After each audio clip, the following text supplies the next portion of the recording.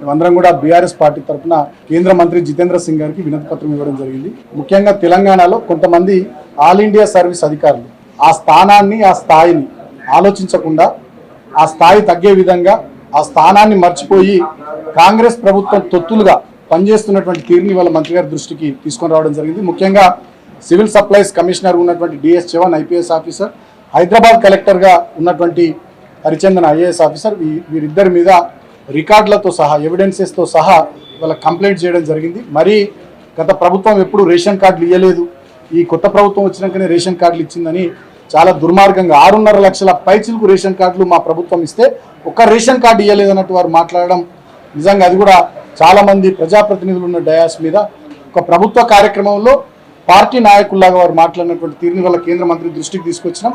డెఫినెట్గా తగు చర్యలు తీసుకుంటాం. ఇది మంచి సంప్రదాయం కాదని వారు కూడా అన్నారు. వారికి ఈ సందర్భంగా మేము కృతజ్ఞతలు తెలియజేస్తూ ఢిల్లీ వేదికగా ఒకటే మాట మేము తెలియజేస్తూ ఉన్నాం. మేము రిక్వెస్ట్ చేస్తూ ఉన్నాం, కొంతమంది ఆఫీసర్స్ మీరు పద్ధతులు మార్చుకోండి, పద్ధతిగా ఉండండి. మీ పద్ధతులు మార్చుకోకుండా మీరు కాంగ్రెస్ ప్రభుత్వ తొత్తుల్లాగా ప్రవర్తించినట్టయితే డెఫినెట్గా ప్రజలు చూస్తూ ఊరుకోరు. రాబోయే రోజుల్లో మీకు తగిన రీతిలో డెఫినెట్గా ప్రజలే సమాధానం చెప్పే రోజులు వస్తాయి, ప్రజలే తిరగబడేటటువంటి రోజులు వస్తాయని చెప్పి కూడా అటువంటి అధికారులకు మేము తెలియజేస్తూ ఉన్నాం. ఎందుకంటే అధికారం ఎవరికి శాశ్వతం కాదు. రేవంత్ రెడ్డి 30-40 ఏళ్ళు ముఖ్యమంత్రిగా తెలంగాణకు ఉన్నాడు. 4 రోజులు అటు ఇటు డెఫినెట్గా ప్రజల ఆశీర్వాదంతో మళ్ళా మా ప్రభుత్వం వస్తుంది. ఇవాళ కాంగ్రెస్ పార్టీ కార్యకర్తల్లాగా పనిచేస్తున్న ప్రభుత్వ అధికారులు, మా పార్టీ కార్యకర్తలు నాయకులు ఇబ్బంది పెడుతున్నటువంటి ప్రభుత్వ అధికారులు, దుర్మార్గంగా ప్రవర్తిస్తున్నటువంటి కొంతమంది అధికారులను డెఫినెట్గా ఎవరిని కూడా విడిచిపెట్టే ప్రసక్తే లేదని చెప్పి కూడా ఈ సందర్భంగా తెలియజేస్తూ ఉన్నాం.